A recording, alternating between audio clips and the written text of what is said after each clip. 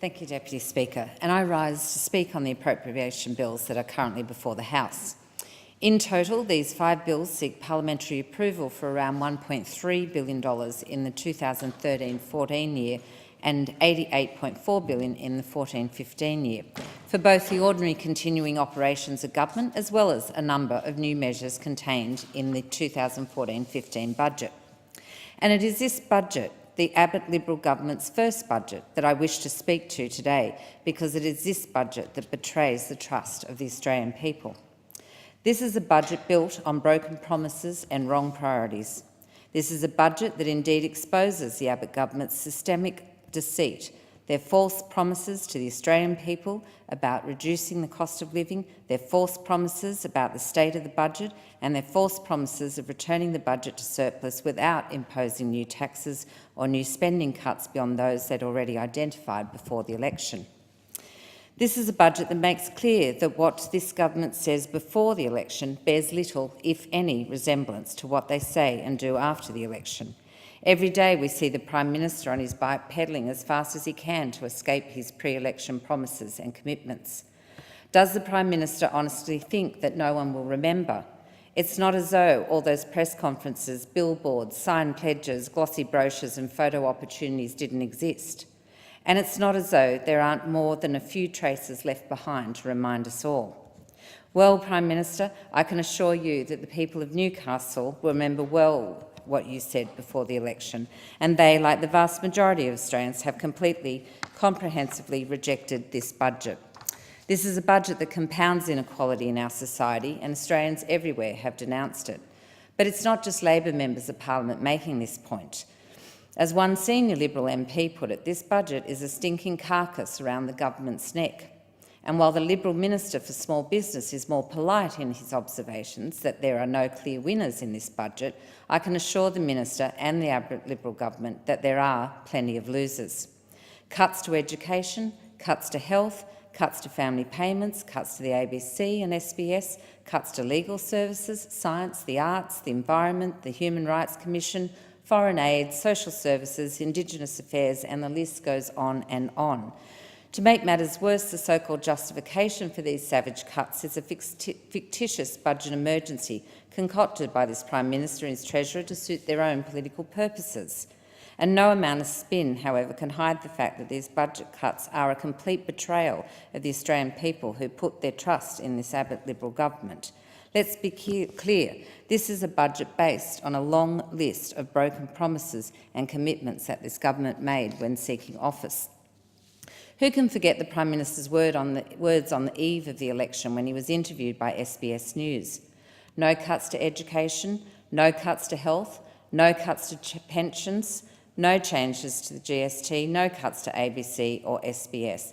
And this was the same Prime Minister who told the ABC in July last year, "The great thing about the coalition is that you know exactly what you'll get from the coalition." Well, Prime Minister, this budget was certainly not the budget that the Australians thought they were getting or what they were told they were getting.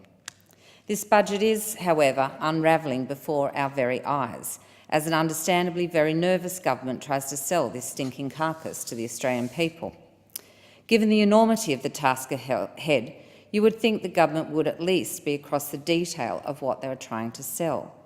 But as we've seen over the last 2 weeks, that couldn't be further from the case, with the Prime Minister and the Treasurer and the Ministry in complete disarray over their own budget measures. Last week we had the Education Minister floating the idea of collecting student debts from the dead as a way of boosting the budget bottom line. He said he had no ideological opposition to collecting debts from the estates of former students who died owing money to the government. A new death tax, the burden of which could be passed on to future generations. And while the Minister for Education got the backing of the Treasurer, the Prime Minister moved swiftly to rule out any notion of collecting fees from dead students' estates, telling the ABC radio that the existing arrangements regarding HECS debts would not be changed. What a shambles. The Minister, Treasurer and Prime Minister are at complete loggerheads over their own budget measures. And it doesn't get any better when it comes to health, where we've got the Prime Minister and the Treasurer providing answers to questions on the new GP tax that directly contradict the information in the budget papers. Who are we to believe? The Prime Minister, the Treasurer, or the relevant minister? Can we even trust the budget papers? Who knows? But the question remains, if the Prime Minister and Treasurer do not understand the policies they are introducing, why should the Australian people have to pay for them? Why should the Australian people have to pay a new tax every time they visit a doctor and or send for x-rays or blood tests, when they already pay a Medicare levy through the tax system? This new tax on doctor visits hits everyone: pensioners, parents, unemployed, low-income earners, people with a disability, even veterans. And for those who think they're not affected because their doctor doesn't bulk bill, think again. Next time you go to get your Medicare rebate, you'll note that it's $5 short because this government's cut the fees they pay to the doctors. Why should pensioners and carers be asked to take a hit and accept lower rates of indexation when the government increases the pension age to 70, cuts the senior supplement and rips up the national partnerships that deliver concessions to pensioners and seniors across Australia, while this government insists on paying millionaires $50,000 to have a baby? Why should Australians accept this government's refusal to invest in education? We know that's what shapes the future of our children and our nation, but this government is ripping out $30 million from our local schools, putting an end to the Gonski reforms and abandoning needs-based funding. Along with cuts to trades training, huge increases to university fees and ever-spiralling HETS debts for students, this government is attacking education on all fronts, despite promising before the election that they were on a so-called unity ticket with Labor. Before the election, Tony Abbott promised no cuts to education. After the election, it's a very different story, another broken promise from this deceitful government. But let's take a look at some of the perhaps lesser known but no less nasty cuts contained within this budget. A close reading of this budget confirms that the government has no plan for Australian jobs, and just as shocking, they fail dismally to understand the needs of regional Australia. We've seen job cut after job cut in Newcastle since this government was elected, with hundreds more in danger. We've seen no action or plan from this Abbott Liberal government.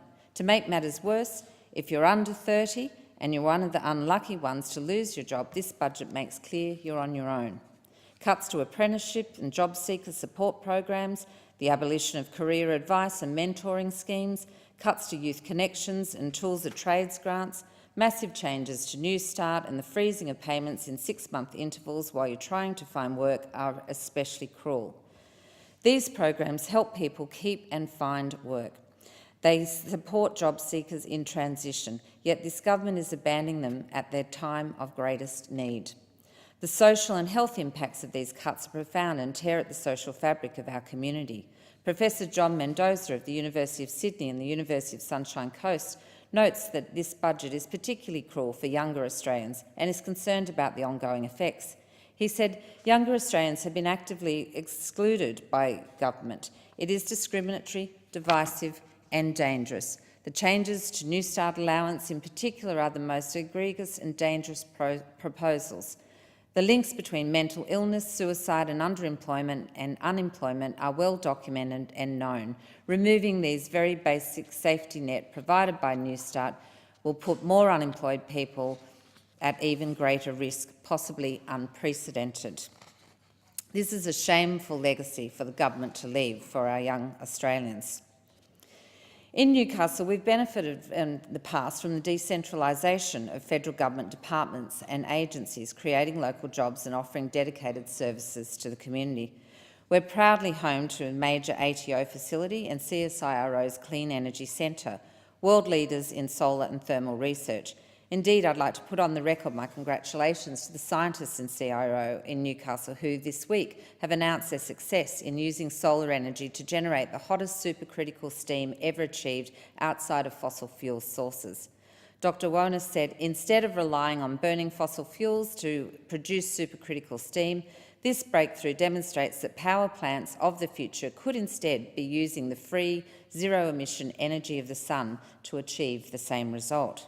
This $9.7 million research grant was supported by the Australian Renewable Energy Agency, ARENA, which this government has also cut. Only a government with no vision of the future could contemplate cutting science and scientific agencies like CSIRO and ARENA. And this budget contained no joy for our shipbuilders at Four Jacks, where 900 highly skilled men and women continue to face an uncertain future with a lack of government commitment to major defence shipbuilding contracts. The work is there. Successive defence white papers have identified the needs, but this government continues to sit on their hands. This Prime Minister also went to the election on a platform of no cuts to ABC or SBS. Yet in his first budget, he has stripped $232 million from the ABC and $8 million from SBS. In Senate estimates last week, ABC Managing Director Mark Scott confirmed that these cuts will result in job losses and a reduction in news services. In regional areas like my own electorate of Newcastle, the ABC is more than a news provider and a kids' TV station. It's an integral part of our community. In times of disaster and emergency, like the bushfires experienced in our region in October last year, the ABC dropped everything to support our community. Cuts to the ABC in Newcastle are direct cuts to our community.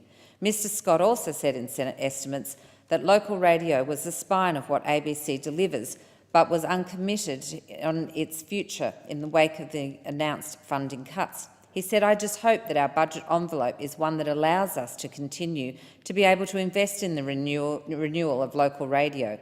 It's the lifeblood of what we do." And on emergency broadcasting, he said, "We look to be responsible stewards as emergency broadcasters. We take the role very seriously. I think in the circumstances we would look to deliver the best possible service we can, but it is expensive and we continue to try to prioritise funding for it. The ABC is trying to do their best for regional Australia, but this government is undermining their efforts." This government's also removed a key voice for people with disability through the abolition of the dedicated Disability Discrimination Commissioner role from the Australian Human Rights Commission. Earmarked as a cost-saving measure to repair the budget, the cutting of the role currently held by Mr Graham Innes AM, who is legally blind, is ill-considered and illogical. 5 members of the Human Rights Commission themselves have expressed their disagreement with the decision. As confirmed last week in Senate estimates, nearly 40% of the Human Rights Commission's caseload is from the disability area, nearly double the next highest caseload. It deserves to have a dedicated commissioner. And I echo the call of my colleagues and indeed Mr Innes. Prime Minister, don't abandon this important voice for people suffering from discrimination.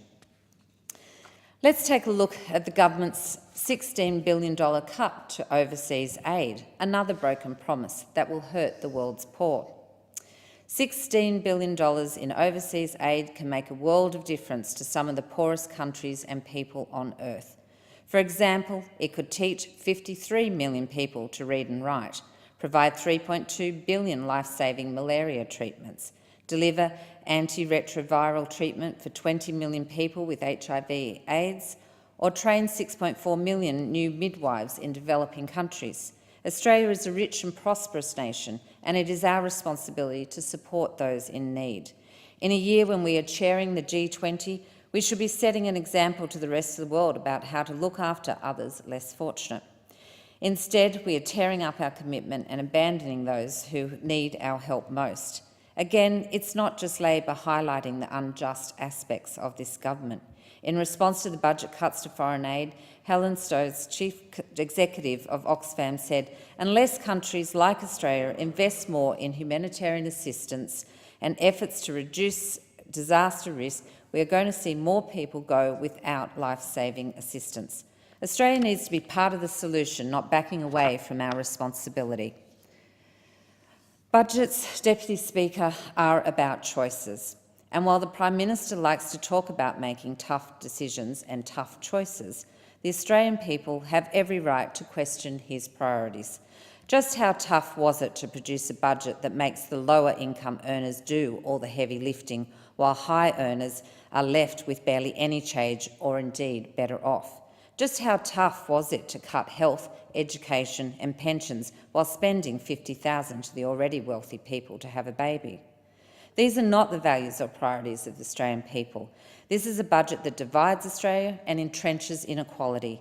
That's why Labor will be fighting this budget and making the case for a better future, a more equitable future. Australia must and can do better.